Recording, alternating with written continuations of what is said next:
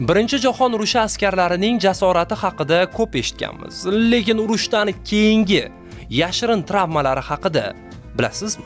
Birinchi jahon urushida jang qilgan askarlar ko'plab jasoratlari bilan tanilgan bo'lsa-da, ko'pincha urushdan qaytgach g'ayrioddiy travmalarni boshdan kechirgan. Doimiy artilleriya o'q ochishlari va ommaviy halokatlar ular uchun chuqur psixologik yaralar qoldirgan. Urushdan qaytgan askarlar shell shock deb ataladigan holatga chalinishgan.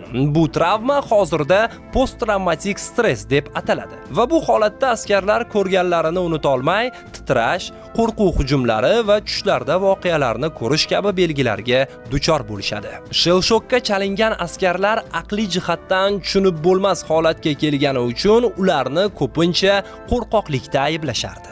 Ular urushdan keyin oddiy hayotga qaytishga qiynalishgan, lekin o'sha paytda psixologik yordam hali rivojlanmagan edi va ularni to'g'ri davolash imkoniyatlari juda cheklangan bo'lgan. Birinchi jahon urushi askarlari faqat jismoniy jangda emas, balki ruhiy jihatdan ham katta zarar ko'rgan.